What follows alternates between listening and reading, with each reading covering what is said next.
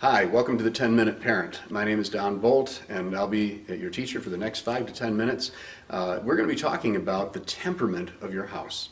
You may say, what's that about? Well, even the book of Ecclesiastes, chapter 7, talks about how it's better to go to the house of mourning than to the house of feasting. Basically, the Proverbs talks about the house of the wicked, the house of the wise, these sort of things. What is it talking about? Well, households have personalities, all right? They have temperaments. They have something where you walk into a house and there's an immediate impression that you get. You may find out you're right or wrong, but it's amazing how often that you're right, that this immediate impression that you got when you walked in. I know I walked into a friend of mine's house and I stepped in the door, and the immediate panorama was like Play City for the kids. And I says, wow, this looks like a fun place, okay? And it was, this house has this kind of fun temperament to it, okay? I know teachers sometimes would visit our home. They'd walk in and go, wow, you could learn so much here, because there was just all this cool stuff all over the place that was very interesting. And that's, kind of my wife and I are both a little bit that way. What's your house like? What's the temperament there? Because it's really going to have a huge effect on your children and just what's happening while you're raising them, how they turn out, even how easy or hard it is for you as a parent. Because sometimes what it is that we can kind of entertain things from our own childhood. Boy, I always wished our house was more this way or that, and start to lead our house a particular direction in terms of the temperament of the household. And it may actually be counterproductive to what we're trying to accomplish with our children. What is it like to be in your home? If I came and I stayed with you for 24 hours, what impression would I get of you and your family? All right, you might say, well, it depends on what 24 hours you come, because, we have good times and bad times. But yeah, every family has good times and bad times. And frankly, I do stay with families from time to time, and I know they probably worry, oh goodness, the parent teacher's here, and, if the children misbehave, what's he going to think? And I'm going to think they're children. That's why you're there as parents, is to raise them, and it doesn't really affect me one way or another. But what would I come away as the temperament of your house? How intentional are you being about that? Because your home is a place where you're producing something.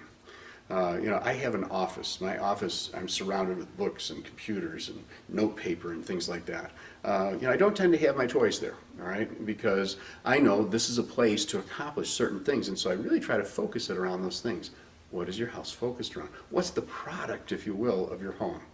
All right, because the first people that are going to be affected by that is the couple that is leading this household.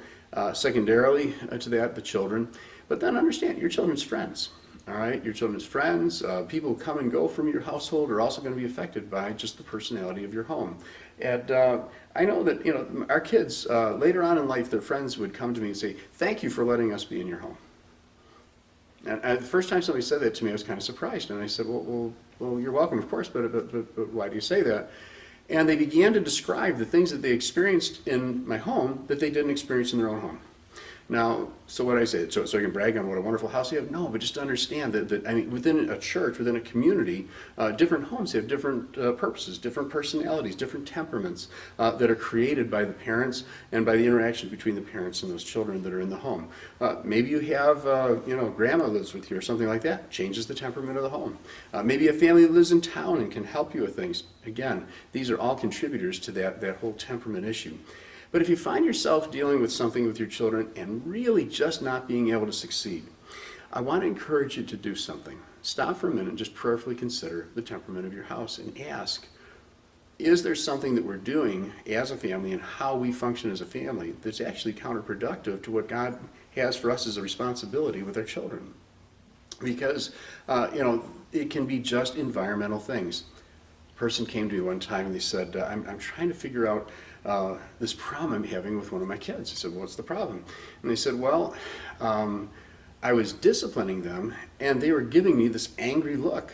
How do I get them to stop doing that? Well, I immediately shifted into this, well, let me teach you how to correct your child.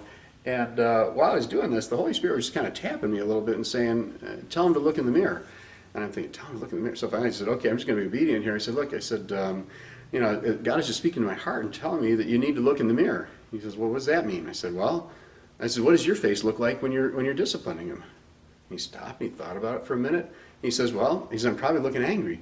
I said, well, your child, realizing they've done something wrong, might be imitating you as a way of trying to get back in your good favor. So with that, just something to consider, all right, that the temperament of your home is such a powerful thing. And so work on it prayerfully, and we'll see you again on the 10-Minute Parent.